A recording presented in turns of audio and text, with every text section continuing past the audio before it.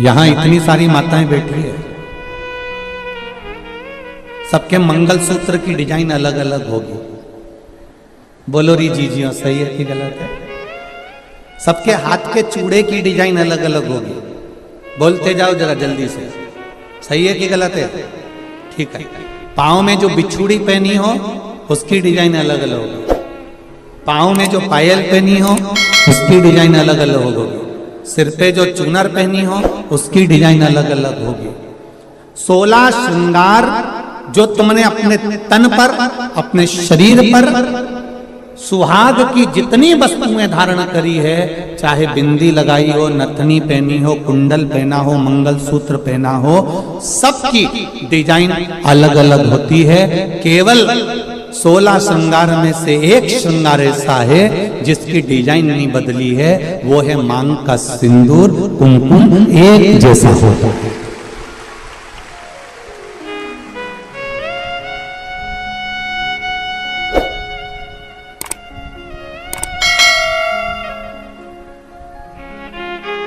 बोलो सही है कि गलत है? मांग का सिंदूर, मांग की कुमकुम, मांग में लगने वाला कुमकुम, इसकी डिजाइन कितनी बदल गई लोगों की जिंदगी में। मंगलसूत्र की डिजाइन बदल गई, चूड़े की डिजाइन बदल गई, कुंडल की, नथनी की, बेंदा की, सब की डिजाइन बदली, टीकी की भी डिजाइन बदल गई, पर नहीं बदली तो मांग के सिंदूर कंकु की डिजाइन नहीं बदली, क्योंकि इस डिजाइन को तो परमात्मा ने छाप कर भेजा है, तो उसको बदलना भी मुश्किल है,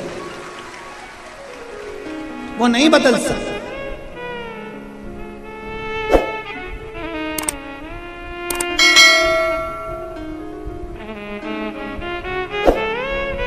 मंगलसूत्र के दाने एक बार निकल जाएंगे ना, चलेगा।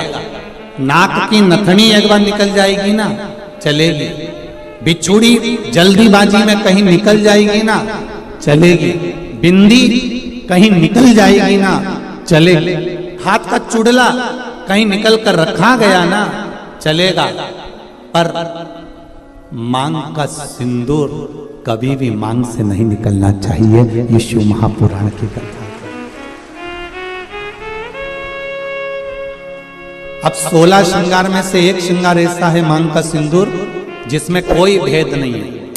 करोड़पति माता भी अपने सिर में लगाती है और एक सब्जी बेचने वाली भी अपने सिर में लगाती है। वो सिंदूर ने समानता बनाकर रखी। एक ब्राह्मण की घर की माता भी सिर पर लगा रही है, तो एक वैश्य के घर की माता भी सिर पर लगा रही है। एक क्षत्रिय के घर की माता भी सिर पर लगा रही है, तो एक शूद्र के घर की माता भी अपने सिर पर लगा रही है। सारा श्रृंगार पैसे के बल पर ऊंचा नीचा हो सकता है, मंगलसूत्र पैसे के बल पर ऊंचा नीचा हो सकता है, हाथ के चूड़े पैसे के बल पर ऊंचे नीचे हो सकते हैं, पांव की पायल पैसे के बल पर ऊंचा नीचा हो सकता है। केवल मांग का सिंदूर, कुमकुम, ये पैसे के बल पर ऊंचा नीचा नहीं होता। ये गरीब और अमीर सबकी समता बता देता है कि यहाँ सब बराबर हैं। मांग के सिंदूर के आगे, कुमकुम के आगे सब बराबर है। कितनी बड़ी बात रामचरितमानस में आती है। थोड़ा ध्यान लगाकर सुनना मेरे धान के कटोरे वालों सब। छत्तीसगढ़वासी सबले बढ़िया, जम के बोलो जरा, सबले बढ़िया छत्तीसगढ़िया। तो मेरा छत्तीसगढ़ वालों से निवेदन है, और जितने लोग टीवी के माध्यम से कथा हैं और जितने लोग आस्था चैनल, फेसबुक, यूट्यूब के माध्यम से कथा सुन रहे हैं, अपने जीवन में एक बात उतार कर रखना रामचरितमानस की। रामचरितमानस में राम जी ने रावण की ओर देखा, लंका की ओर देखा,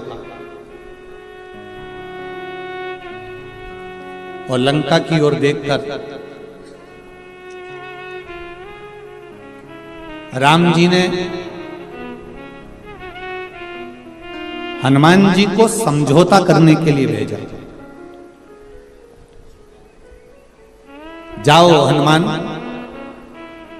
जरा समझौता करना है रावण से। इतने में जामवंत अंगद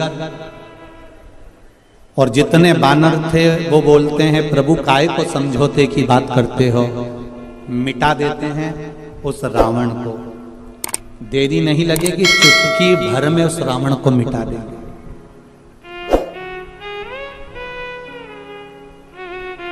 चुटकी भर में रावण को मिटा देंगे। राम जी ने कहा रावण को मिटाना सरल है, पर मंदोदरी के मांग के सिंदूर को मिटाना कठिन है। जरा ध्यान दीजिए,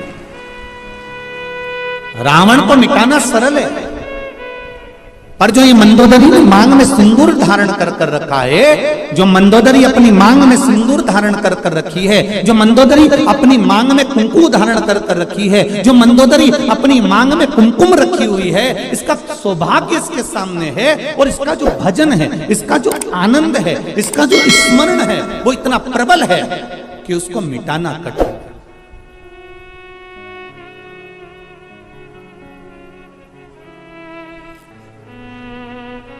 एक बात कहना चाहूंगा बहुत अच्छे से। आदरणीय गृह मंत्री जी हमारे यहाँ कथा में श्री ताम्रध्वज साहू जी यहाँ बैठे हुए हैं।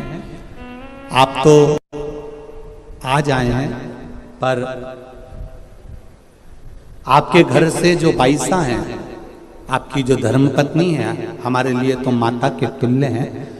हमने देखा कल भी परसों भी 2 दिन से हम लगातार देख रहे हैं, कहीं के दूसरे मंत्री की अगर पत्नी होती ना तो 3 घंटा कथा में नहीं बैठती, पर हमने ये चीज देखी है कि वो 5 दिन की कथा में 2-3 दिन लगातार कथा का रस तत्व ग्रहण कर रहे हैं। हम कहना चाहेंगे संपूर्ण विश्व के सनातनियों को एक बात बताना चाहेंगे कि पति जब घर से बाहर निकलता है, पति जब अपना घर छोड़कर किसी मार्ग की ओर आगे बढ़ता है, तो उसके साथ में धर्म पत्नी भले साथ नहीं रहती हो, पर उसके मांग में जो सिंदूर रहता है ना, उसकी चमक पति के साथ हर पल रहती है। ये निश्चितता,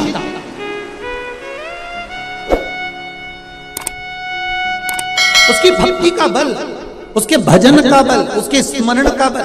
अभी अभी आपने तुलसी जी और शालिग्राम की शादी जी करी होगी, बोलो सही है? एकादशी पर अभी तुलसी जी का ब्याह भगवान शालिग्राम जी के साथ लड्डू गोपाल के साथ करा होगा। जरा विचार करना, उस जलंधर को मारने के लिए देवताओं के पसीने छूट गए थे। क्यों? क्योंकि वृंदा के माथे का जो कुमकुम था, वृंदा के माथे का जो सिंदूर था, वो बड़ा प्रबल था, इसलिए जलंधर को मारना कठिन पड़ रहा था।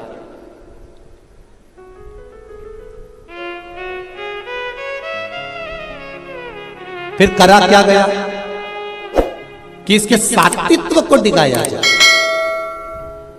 और सात्वित्व को डिगाने के लिए भेजा। जब उसका सात्वित्व डिग गया, सात्वित्व टूट गया, तब जलंधर के प्राणों को हरा गया।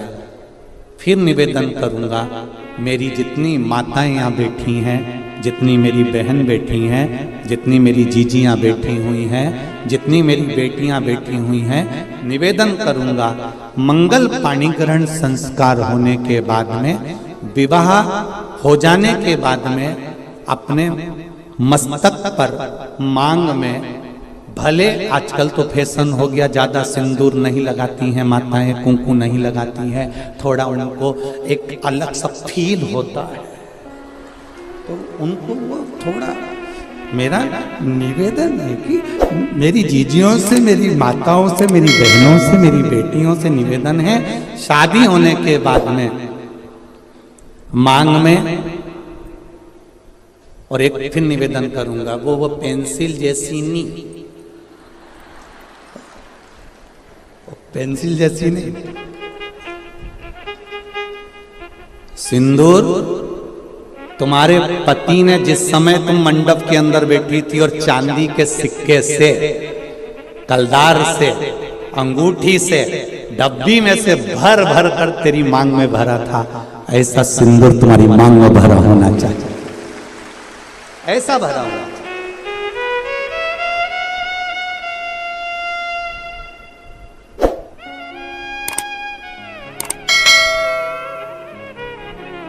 आपके माथे के सिंदूर, आपके मस्तक की कुंकू पर जो कुंकू आपने लगाया है, जो मस्तक पर सिंदूर लगाया है, वो बड़ा, हम सिंदूर और कुंकू का इसलिए बोल रहे हैं, टीकी का इसलिए नहीं बोल रहे हैं क्योंकि टीकी तो आज के जमाने में तुम ढूंढते रह जाओगे।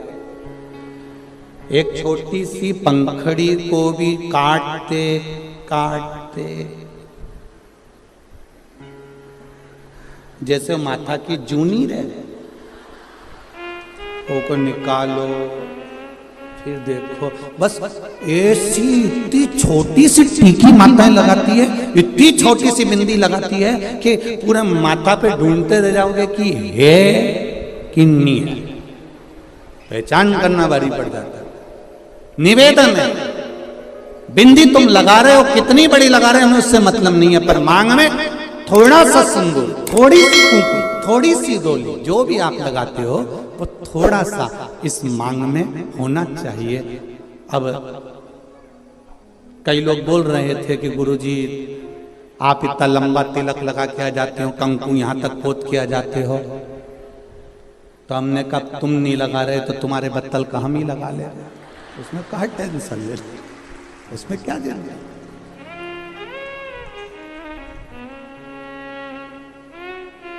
एक कथा याद आ जाती है, उस कथा में एक बार हम कथा करने के लिए काला पीपल गए, तो वहाँ कथा करने गए, तो वहाँ पर एक माता बूढ़ी बूढ़ी सी, बहुत 70-80 साल की, और कथा में आगे बैठ गई, और कथा हुई।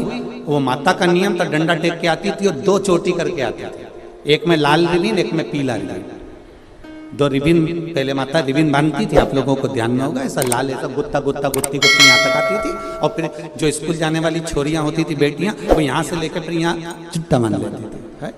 पहले ऐसा चलता था, केला वाली चोटी। अब वो बुजुर्ग जो माता थी वो चोटी करके बैठ जाए। अब वो कथा करते करते करते करते बार बार ध्यान उसकी चोटी पे जाए। अब ऐसा होता है, अब कोई विशेष अगर कोई बैठे, कोई आए तो उस पर ध्यान तो जाए कि आखिर। अब वो बार बार ध्यान जाए तो हमारा कथा में मन नहीं लगे। अब मन नहीं लगे तो हमने एक प्रश्न कर लिया, माँ आपसे एक बात पूछना है। कहा बोलो गुरुजी। हमने कहा माँ बस इतना सा पूछना है कि सारी माताएं एक चोटी करके आती है, तू 2 चोटी करके क्यों आती है? उसने कहा महाराज जी ये भी कोई पूछने वाली बात है? ये कोई अच्छी बात है तुमने जो पूछा, अभी नहीं बताऊंगी मैं। हमने सोचा डोकरी बहुत तेज है, बहुत तेज। हम कथा कर कर जिनके यहाँ रुके हुए थे अग्रवाल जी के यहाँ पहुंच गए।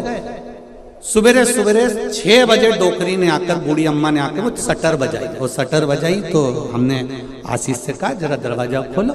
दरवाजा खोला तो डोकरी डंडा लेके खड़ी थी। कहाँ है महाराज? आशीष तो दरवाजा ही नहीं खोला, वापिस आ गया। गुरुजी वो बुढ़िया आई है डंडा लेके। हमने कहा दरवाजा तो खोल, आने दे। अब बुढ़िया आके बोली, कुर्सी पे बैठ गई, महाराज देखो ये पीली वाली जो चोटी है ना, ये तो मेरी है। अब हमने कह दिया तो ये नीली वाली पड़ोसी की है। इतने में बोली अरे सुन तो सही महाराज, ये पीली वाली मेरी है। अच्छा वो मुस्कुराई भी ऐसी, उसका आधे 2 दांत आगे के नहीं थे, बाकी के सब थे। अब वो बोली कि ये जो पीली वाली है ना ये हमारी है। हमने कहा ठीक। फिर ये गुरुजी पहले मेरे पति की भी चोटी थी, उसने कटा ली, मैंने एक बढ़ा ली। मेरे कहा क्या कहने, ये सनातन धर्म है। ये भारत की भूमि की सभ्यता और संस्कृति का आनंद है।